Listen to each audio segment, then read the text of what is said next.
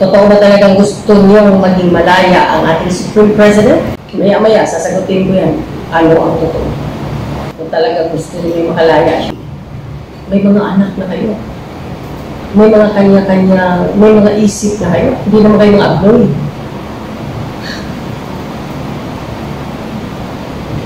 How dare you dragging your own children and bringing them to the wrong path? Hindi ba kayo naaawa? Sarili ninyong mga anak, bibigyan ninyo ng mga maling impormasyon, mga maling salita. Hindi ba kayo nakukonsensya? Na kung nandun na kayo sa libingan ninyo, ang anak ninyo nagkaletse-letse ng buhay, dahil ang napaniwala ninyo ay mali, nakapag-asawa, may utak ang naasawa, mag-aaway na mag-aaway hanggang maghiwalay sila. Dahil sa katarantaduhan at kasinungalingan ninyo kung kayo'y nabubuhay pa. Kung pagdating ng panahon na wala na kayo dito. Dito sa Del Monte, Bulalakaw, ay Bulacan.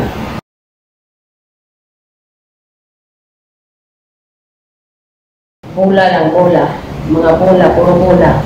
No? Dahil lalabas na ang Supreme President. Sus, pag-YouTubein nyo nga po, ayaw ninyo iharap yung abogado nyo, pag-YouTubein nyo nga. Lahat naman pwede magkaroon ng YouTube channel. Pagsalitain nyo nga. Magbigay siya ng assurance. Kailan? Na pwede siya lumabas na hindi niya babayaran yung kanyang existensya. Ano ba retribution perpetua? Life yun. Hindi bababa sa 40 years. Nagtago pa siya. Sige nga, pwera na lang kung bigyan siya ng pardon ng presidente. O nakausap pa niya si President Duterte. Sino ba yung nagsabi sa inyo kung meron man? Dahil I always pray and hope for the best, but always also expect for the worst. Kung kayo magsalita, sa bagay, magaling magsalita itong mangluloko. Kayo namang mga naluloko, o nagpasalamat na nga ako na, saya ako na kahit papano, na mayroong mga nag-message sa akin na na-realize nila, na nahimasmasan sila. Dahil may nakausap nga din naman talaga din daw silang mga abogado na malabo yung sinasabi ng mga taga-Bulacan. O, kaya hindi sila nagtuloy mag-membro doon. Sabi ko, bakit pa magpapamember pa kayo? Hindi ba TVMA o worldwide ito? At national office lang? Tingnan mo ang mga ambisyoso at ambisyosang mga palaka na ito.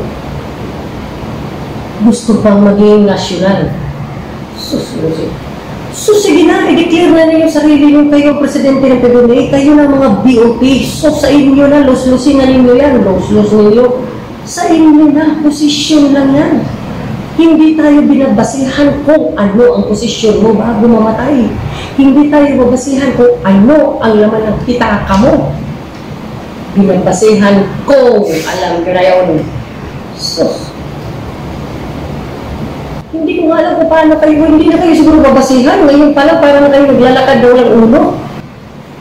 Mag-YouTube kayo, mag-YouTube kayo dyan.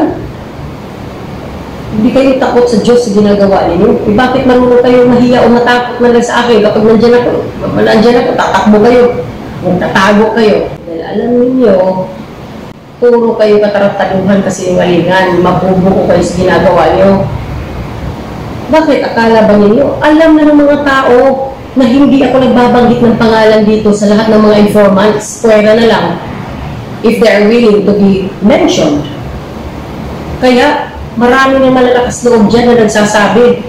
Inipon-ipon ko lang to. Then I realized, ito yung Bulacan na ito. Ito yung, sino ba president dito? O, yun. Kaya po, bulate kayo. Ano sasabihin ninyo? Dito na kayo dahil hindi namin papapasok. Kapag nag-red ring, madidiretso sa langit.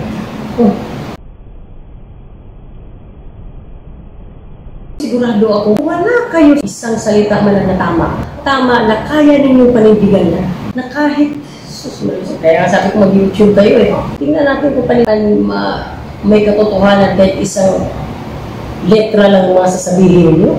Paano yung mga pope, yung mga pare, mga pastors ng born again, paano yung mga imam sa Islam, paano yung mga devotees, kung hindi sila nakapribigay ng letra, hindi malangit yung mga yun? How dare you? My God, isa kayo talagang bangon mo. Kawawa naman talaga ang ministro. Ang kakupal pa ninyo, gamit-gamit ninyo ang PBMA. Tapos, nilalagay ninyo sa kahihiyan ang ministro. Nilalagay ninyo sa kahihiyan at pinagtatawanan ang inyong sinasabing Diyos na aking kapatid, na ating Supreme President. Now, ako ang sasagot doon sa tanong ko. Mamaya, talaga na magbangungot kayo sa ministro. Para po sa lahat, no? Hindi po namin sinasamba ang ministro. Kaya ko po nilagayan dyan. Dahil talking about PBMA here, he is the founder of our association, kaya ko nilagayan dyan. Para na lang feel kami ng artista. Magkano ba ng artista? Para maalala lang ng karamihan o maalala ng lahat ng membro na ito ang nagtatag at kaya sila naging PBMA, kaya may PBMA at ano ba ang mga turo niya? Dahil 80% po ng PBMA ngayon or 99% belongs to the Patotoo Bangungot Manloloko Association Incorporated. That's the truth po. Kung bangungot kayo sa ministro, kay Lolo Adriano, sus, di ba may mensahe si Lolo Adriano na ang mga maraming tulad niya ay maluluyon pero siya walang awa. Pero baka may konti siyang awa sa mga taong nagawa ng tama dito sa asosasyon, ha? I'm not talking about the whole, Kung ang mga membro daw ay may gagawin konting kabutihan, baka may awa pa siya. Eh ano, paano kayo? Na bilong sa Patotoo Bangungot Manloloko Association, doon kayo kay God? Eh, hindi mo kinikilala si God. Di mo mayroon tayo sa God. Ako nga, no? Sinasaktan na sinasaktan. Or may nakakapagod na rin na may nagawa ang kasambahay ko. Dahil hindi ko na nakayanan, may nasabi ako hindi maganda. Nahirapan na ako matulog eh. Sabihin ko, ba't ko ba nasabi yun? Ako na ang nasaktan, ha? Dahil paulit-ulit na yan ang ginagawa sa akin. Napakonsensya pa nga ako kahit papano. Ano pa kayo? Wala ba kayong konsensya? Kayo ang may kagagawan kung ano kayo. Kayo ang may gusto na kayo'y magiging manloloko. Hindi kayo ginawa ng Diyos na kayo'y magiging demonyo. Hinayos kayo, ginawa niyang tao. Tinaniman pa kayo ng puso para matuto kayong makonsensya at magmahal. Hindi kayo ginawa dito sa PBMA na mga misyonaryo para manloko. Mga choice ninyo yan na kayo magiging masamang tao. Why? Because you are taking advantage of the people na mga mangmang, down, emotionally and financially. Can you imagine kung gaano kalaki ang inyong parusa? Hindi man kayo maparusahan dito. Yung judgment na sinasabi. Down na nga financially, dahil niloloko ninyo, dahil pinapaliwala ninyo, natatako. Hirap na nga sa pera, mapipilitan gumawa ng paraan, makabigay lang ng pera. Down na nga emotionally, lalo pa ninyo niligaw. Dahil binibigyan ninyo ng mga kasinungalingan. Mga kasinungalingan ng mga peke, ng mga pag-asa. False hope. Ilang beses ba ninyong marami sa miyembro ng PBMA, ilan ba kayo dyan at ilan din ang nabiktima sa mga false hope na hindi na wanted ang ating Supreme President? Malaya na siya. Hindi ba't nandiyan siya ngayon sa PBB? Ngayon na naman may false hope na naman kayo na lalabas na, kaya mag-donate na mag-donate, ito kayo mag-membro, pagagandahin natin ang chapter. Wala na, puro uod na yan nandyan sa utak nyo. Ako'y na sa iyo, parang kung bangungot kayo sa ministro, nagdidiri ako, nakakahiya talaga kayo sa asosasyon ito, nadadamay lahat yung mga nagpapakatino. Pero di bale, sa lahat ng mga nagpapakabuting membro ng PBMA na pinipilit natin gumawa ng tama para mapasaya ang ating Diyos. Dahil wala namang sinabi iba ang ating ministro kundi gumawa tayo ng tama para mapasaya natin ang ating amang makapangyarihan sa lahat. No? So sa lahat ng mga miyembro ng PBMA na nanatiling pilit magpakabuti, no? Alam ng Diyos yan. Alam niya. Kahit na hindi na kayo miyembro ng PBMA, pero mabuti naman kayo sa kapwa inyo, hindi kayo nanduloko. If you're talking about PBMA, how about those people that it's a PBMA? PBMA ka nga, katangtado ka naman. PBMA ka nga, pero my goodness naman. Sus, mas maitim pa ang budhi mo sa kulay itim. Mas talaga namang maitim ang budhi ninyo. Biruin mo, sarili ninyong pamilya, sarili ninyong mga anak, tataniman ninyo ng mga maling impormasyon, mga maling salita, mga hindi turo, hindi mga salita ng Diyos. Sa bagay, sino ba ang Diyos? Yung tama nga ang sinabi ko earlier na PBMA, when we talk about the belief of PBMA, talking about God, magulo ang isip niya. Dahil iba ang understanding nila sa Holy Trinity. Katulad niyan, salitang Holy Trinity, saan magaling yan? Inibat si God the Father, God the Son, God the Holy Spirit. Dito pala sa PBMA, nagulat daw siya dahil sinabi mong pinasa na niya. Sus, ang God the Father pala ang ministro, God the Son, sus, upal. Saan ba kayo humuhugot ng ganyan? Saan ba kayo kumukuha ng ganyan? Kalami ba niya pagtiro ko na lang? Ako'y kinikilabutan sa mga ano doon. Ang lakas ng loob niyo kumpara tatawagin niyo ito si Jesus Christ, tatawagin niyo si Jesus Christ. So, hindi na rin, how can you compare color blue to pink when the truth is you are blind? You don't even know what is color blue. You don't even know what is color pink. What I'm saying here is, how can you use the name of Jesus Christ when you don't even believe God? You don't even believe Jesus Christ. Dahil kung naniniwala kayo kung sino si Jesus Christ, sino ba yan kinukumpara ninyo kung sino-sino yan? Nagawa ba niya? Kayong mga patuto, Pangungot Manloloko Association Incorporated, sana sa programang ito, sa episode na ito, maraming himasmasan sa inyo. How can you think straight na doon pa lang kinalimutan at tinalikuran na ninyo ang totoong Diyos na Creator? Diyan pa lang sa ginagawa ninyo na ang nag-iisang anak niya ay kinukumpara ninyo kung kani-kaninong tao. Ganyan na kayo. Hindi kayo makakapag-isip ng tama. Kayong mga nandyan, mahimasmasa na kayo, matakot kayo sa inyong mga kaluluwa. Mahiya kayo sa inyong mga anak. Mahiya kayo sa inyong mga kaibigan na kung ano-ano yung paniniwala ninyo, kung ano yung paniniwala ninyo. Matakot kayo. Ang ministro, hindi siya nagsabi ng Diyos. Pero kahit papano, he is a special, not ordinary person. Why am I saying this? Dahil kung ordinaryo kang tao, hindi ka makakatayo ng ganito at milyon ang miyembro. Kaya lang kayo nakakuha dyan ng mga ilang mga buang na tulad ninyo dahil ginagamit nga ninyong pangalan ng ministro at ang aking kapatid. Pero siya may ginamit ba pangalan? Ginamit ba niya pangalan niya Andres Bonifacio? Ginamit ba niya pangalan ni Gano'n? Wala. Gamit-gamit dala-dala niya ang salita ng Diyos.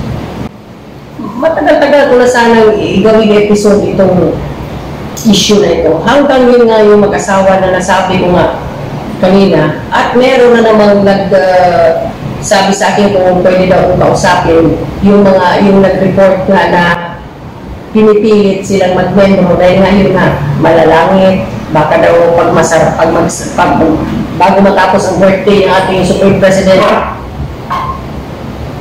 sa buwan na ito, magsasara na at hindi ka na masisave. Saba ko na, ay, push. Kalawin, kapagtahi ko na nito. Lumaga lang yung mga utok, mga ulo, eh. Mga buringog mong dako. yung nalaman ko, ay, itong Bulacan, ano ba, sino presidente nito? Nalaalala ko eh. So, hindi ba't lahat kayo dyan nananakit sa akin? Kung sino man kayo dyan, alam niyo yan. Lahat kayo nanakit sa akin. Ako mismo ang nag-reach out sa inyo. Ako ang nagpasalamat na humingi kayo ng tawad at ganito ganyan at nagpasalamat pa ako sa iba kahit hindi humingi ng tawad. Nag-message ako sa messenger na salamat na huminto ka na sa pangbabastos mo sa akin sa Facebook. Lahat kayo dyan, kung sino kayo, alam niyo yan na nag-reach out ako sa inyo.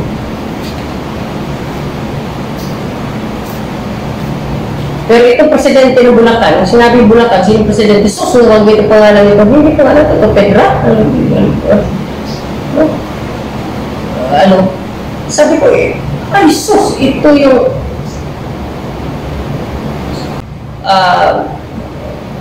sino ka man? Dahil kalimutan ko yung pangalan yung presidente dyan sa Bulacan. Yung bintang mo sa akin, mismo sa kapatid ko sinabi mo, binara ka nga niya na yung bintang mo na kukuhain ko yung chapter, pakialaman ko, oh my God, where did you even grab that guts o lakas ng loob?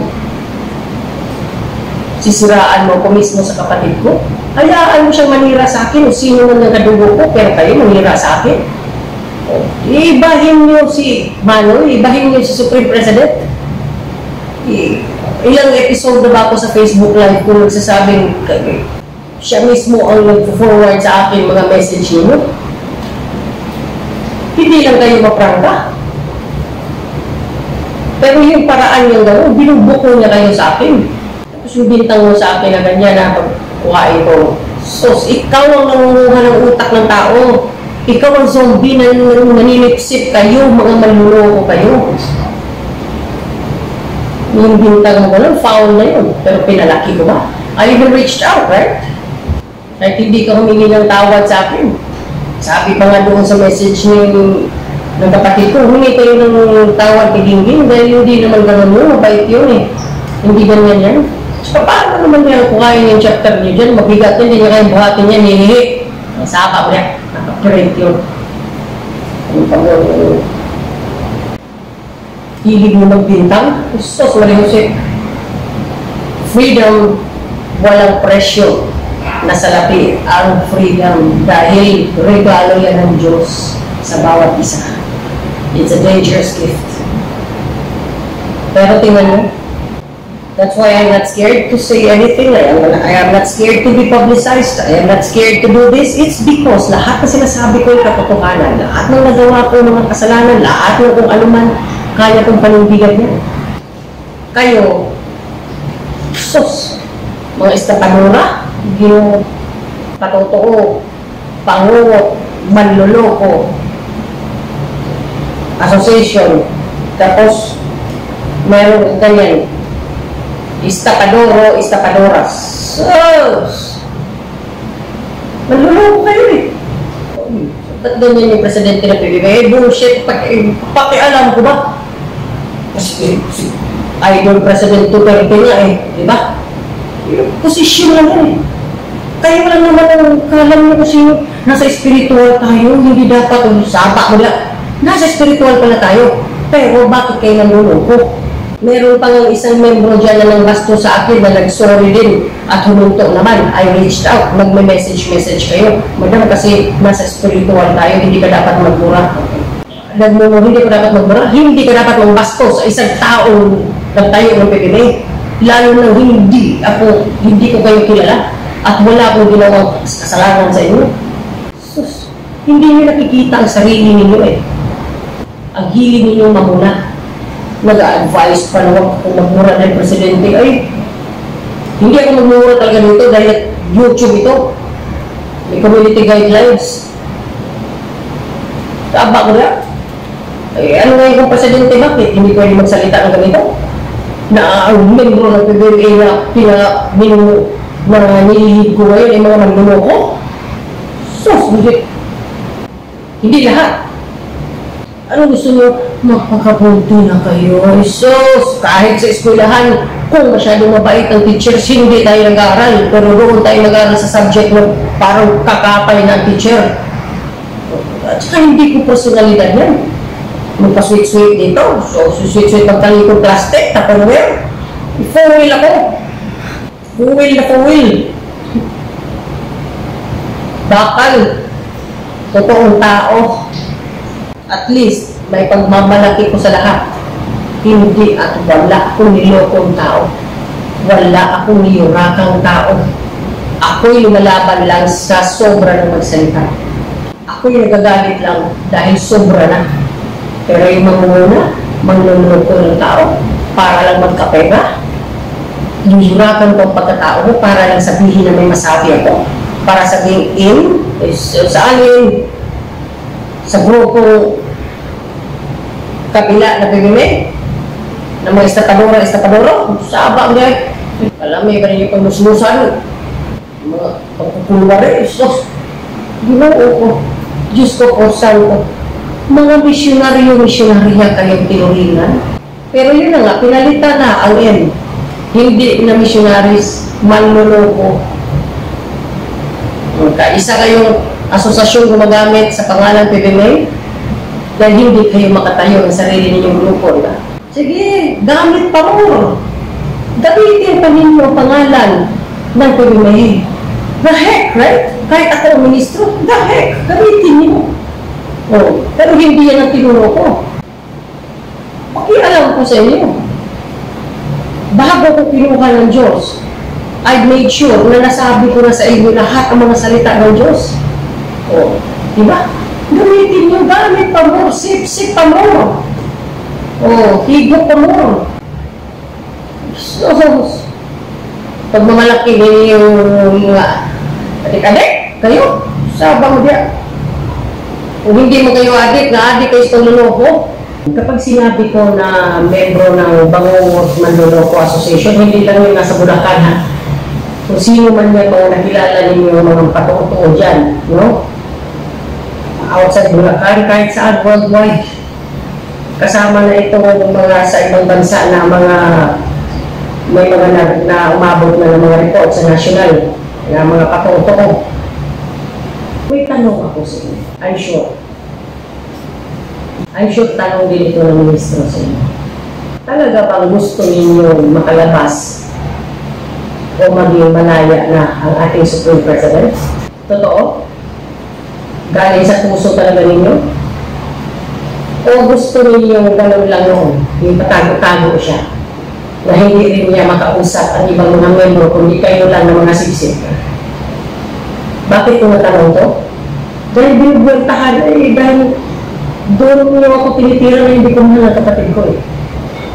Dahil sabi ko nga, ako'y nagdadasal sa Diyos Ama sa langit, sa lahat ng nasa langit na mabigyan ng pagkakataon matupad ang aming mga plano mag-jam-jam pa sa aming mga napiling mga awitin. Ang tanong, totoo ba talaga na gusto rin yung makalaya ang ating Supreme President? Well, di nga. Totoo? Hindi ko makalaya na siya. Hindi mabubuko kayo. Mahihinto yung mga panluloko ninyo. Dahil siyempre magsasalita, magtatanong ng mga tao, kakalat yung mga panluloko ninyo. Sino ngayon ang plastic? Sino ngayon ang hindi totoong nagmamahal? Dahil sa paggamit pa lang sa pangalan niya. O, totoo talaga? May gusto nyo? Sige, totoo? Hindi mahito yung pagnanakaw ninyo, pagloloko ninyo. Dahil hindi naman siya nag-umpos to. Di ba? Yes, di nga. Lukuhin yung layla ko ngayon. Yung mahito yung pangulekta na yung pagloloko ninyo sa tao. Habang maraming salamat at magkita-kita tayo muli. At sabi ng isang nagdaloko siguro dyan, paano nga kung makalaya na hindi mahinto yung ating panloloko? Diba? Unahin ulit na today. Okay? Good night everyone. Maraming salamat. Kita-kita tayo muli. At kung tayo matakot at iparating ang mga dapat iparating para mabigyan kaagad ng solusyon o kasagutan ng mga tamang informasyon, mabigyan kaagad ng mga tamang solusyon, mabigyan kaagad ng mga tamang kasagutan at solusyon at mga tamang informasyon. Maraming salamat. God bless.